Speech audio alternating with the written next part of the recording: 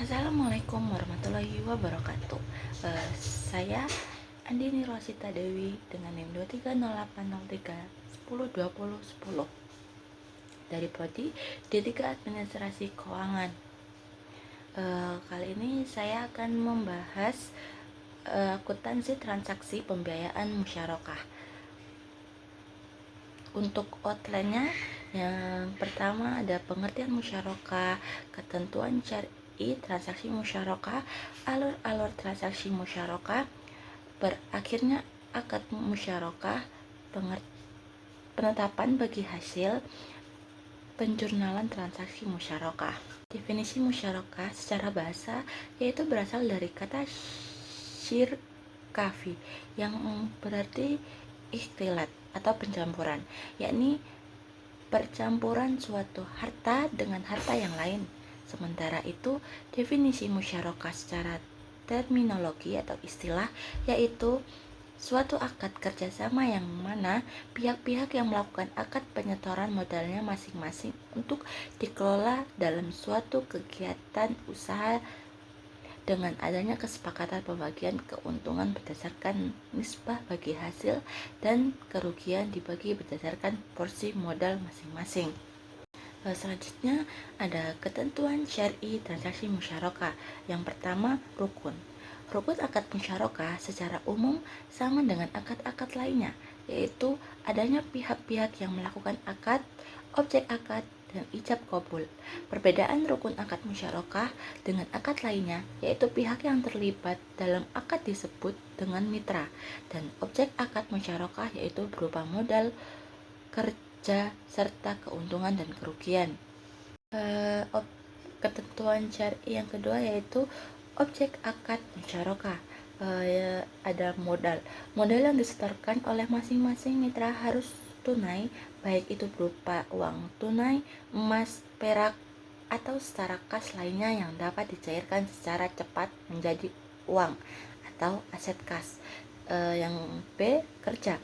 Partisipasi para mitra dalam pekerjaan merupakan dasar pelaksanaan musyarakah. Akan tetapi, kesamaan porsi dalam pekerjaan bukan merupakan syarat. Yang C, keuntungan dan kerugian. Dalam hal pembagian keuntungan, DSN mewajibkan untuk menghitung secara jelas keuntungan yang dihasilkan dari usaha musyarakah untuk menghindari sengketa di antara para mitra. Jika usaha musyarakah mengalami kerugian, maka semua mitra ikut menanggung kerugian sesuai dengan porsi modal masing-masing. Ketentuan syariah terakhir yaitu ijab qabul. Ijab dan qabul harus dilakukan oleh para mitra untuk menunjukkan kesungguhannya dalam melaksanakan suatu akad serta usaha yang akan dijalankan dengan memperhatikan hal-hal berikut. Yang pertama, penawaran atau ijab dan penerimaan atau qabul harus menyatakan tujuan kontrak atau akad secara eksplisit. Kedua, akad harus dituangkan secara tertulis melalui korespondensi atau dengan menggunakan cara-cara komunikasi modern serta disaksikan oleh para saksi atau notaris. Selanjutnya ada alur transaksi. Yang pertama, negosiasi dan akad. Bank dan nasabah menyepakati porsi modal, nisbah bagi hasil, serta jangka waktu akad.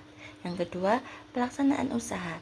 Nasabah menggunakan modal untuk menjalankan usaha dan menghasilkan pendapatan. Yang ketiga, pembagian laba rugi. Keuntungan dibagi sesuai nisbah, kerugian ditanggung sesuai porsi modal atau asal bukan karena kelalaian. Yang keempat, penerimaan porsi laba. Bank dan nasabah menerima bagian keuntungan sesuai kesepakatan. Yang kelima, pengembalian modal. Di akhir akad, modal pokok dikembalikan kepada bank. Jika rugi, nilai modal berkurang sesuai porsinya. Selanjutnya, berakhirnya akad musyarakah. Yang pertama, salah satu atau seluruh mitra sepakat untuk menghentikan atau mengakhiri musyarakah. Yang kedua, salah seorang mitra usaha musyarakah meninggal dunia pada saat musyarakah masih berjalan. Yang ketiga, salah satu mitra menjadi hilang ingatan atau hilang kecakapannya dalam menjalankan transaksi bisnis. Yang keempat, salah satu mitra mengalami kebangkrutan. Yang kelima, modal para mitra lenyap. Selanjutnya ada penetapan bagi hasil musyarakah. Yang pertama, menurut Imam Malik dan Imam Syafi'i berpendapat bahwa proporsi keuntungan dibagi di antara para mitra berdasarkan kesepakatan yang ditentukan sebelumnya. Yang kedua, Imam Ahmad berpendapat bahwa proporsi keuntungan dapat pula berbeda dari proporsional modal yang disetorkan oleh para mitra. Yang ketiga, Imam Abu Hanifah berpendapat bahwa proporsi keuntungan dapat berbeda dari proporsi modal pada kondisi normal. Berikutnya ada contoh soal. Pada tanggal 1 April 2019, Ibu Ratna menandatangani akad pembiayaan usaha konveksi, membeli kain, memproduksi, dan menjual pakaian dengan Bank Mega Syariah dengan skema musyarakah sebagai berikut. Nilai proyeknya 180 juta, kontribusi bank 160 juta itu pembayaran tahap pertama sebesar 100 juta dilakukan tanggal 7 April, pembayaran tahap kedua sebesar 60 juta dilakukan pada tanggal 14 April 2019. Kontribusi Bu Nasibah 20 juta dan sebagai hasil Ibu Ratna 65% dan BMS 35%. Periode 6 bulan. Biaya administrasi 1.600.000, 1% dari pembiayaan bank. Objek bagi hasil laba bruto penjualan dikurangi harga pokok penjualan pakaian. Skema pelaporan dan pembayaran porsi bank setiap 3 bulan pada tanggal 1 Juli dan 1 Oktober 2019. Skema penjualan pokok musyarakah permanen dilunasi pada saat akad berakhir pada tanggal 1 Oktober 2019. Penjualan transaksi musyarakah saat akad disepakati pada tanggal 1 April 2019, pos lawan komitmen administrasi pembiayaan 100 juta pada debit, kewajiban komitmen administrasi pembiayaan pada kredit.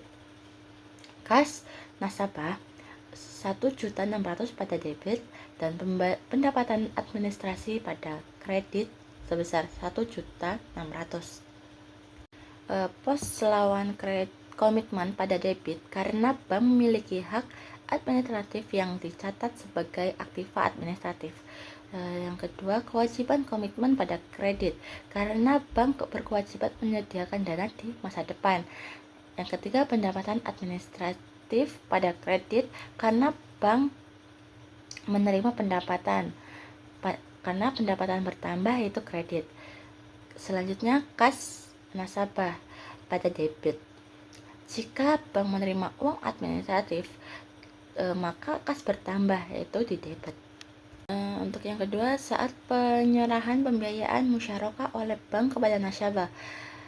Dalam kasus Ibu Ratna di atas, misalnya pada tanggal 7 April 2020, bank mentransfer sebesar 100 juta ke rekening Ibu Ratna sebagai pembayaran tahap pertama. Selanjutnya pada tanggal 14 April, Bank Syariah menyerahkan dana tahap kedua sebesar 60 juta.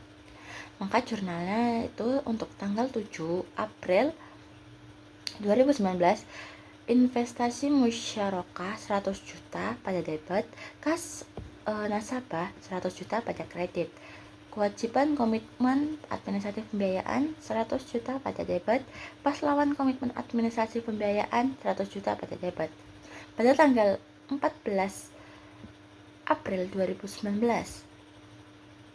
investasi musyarakah 60 juta pada debit, kas nasabah 60 juta pada kredit, kewajiban komitmen administrasi pembiayaan 60 juta pada debit, pos lawan komitmen administrasi pembiayaan pada kredit. Yang ketiga, saat penerimaan bagi hasil bagian bank. Berikut adalah realisasi laba bruto usaha Bu Ratna selama 2 kali tahap produksi yang dilaporkan pada tanggal 1 Juli 2019 dan 5 Oktober 2019. Tahap produksi 1, jumlah laba bruto 30 juta, porsi bank 35%, maka 10.500.000. Tanggal pembayaran bagi hasil 1 Juli 2020. Tahap produksi kedua, jumlah laba bruto 36 juta, porsi bank 35%, maka 12.600.000. Tanggal pembayaran bagi hasil 5 Oktober 2020. Transaksi di atas dapat diklasifikasikan dalam dua bentuk. Tahap produksi 1, penerimaan bagi hasil yang pembayarannya dilakukan bersamaan dengan pelaporan bagi hasil. Jurnalnya adalah sebagai berikut. Pada tanggal 1 Juli 2019, kas nasabah 10.500.000 pada debit, pendapatan bagi hasil musyarakah 10.500.000 pada kredit. Pembayaran bersama laporan laba itu kas di debit, bank menerima uang, jadi kas bertambah. Pendapatan bagi hasil di kredit karena pendapatan bertambah. Akad berakhir kepada nasabah adalah tetap hingga akhir masa akad. Investasi bank syariah tersebut diterima kembali pada saat akad diakhiri, dan terdapat dua kemungkinan. Pertama, nasabah mampu mengembalikan pembiayaan musyarakah.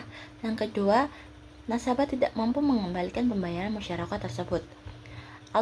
Alternatif 1, nasabah pembiayaan mampu mengembalikan modal musyarakah bank.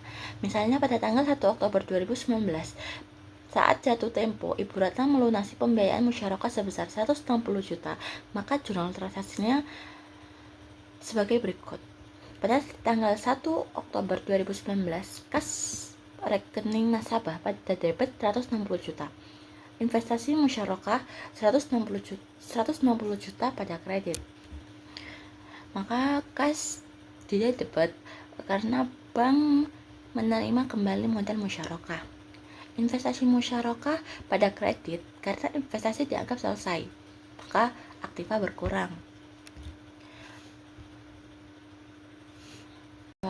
Untuk kesimpulannya, berdasarkan isi presentasi tersebut dapat disimpulkan bahwa musyarakah merupakan akad kerjasama dalam perbankan syariah di mana para pihak menyertakan modal untuk dikelola dalam suatu usaha dengan kesepakatan pembagian keuntungan sesuai nisbah, sedangkan kerugian ditanggung berdasarkan porsi modal. Transaksi ini memiliki keuntungan syar'i yang meliputi rukun akad, objek akad berupa modal, kerja, keuntungan dan kerugian, serta ijab qabul yang jelas dan sah. Akad musyarakah dapat berakhir karena kesepakatan para mitra, meninggalnya salah satu pihak, kebangkrutan, atau hilangnya modal.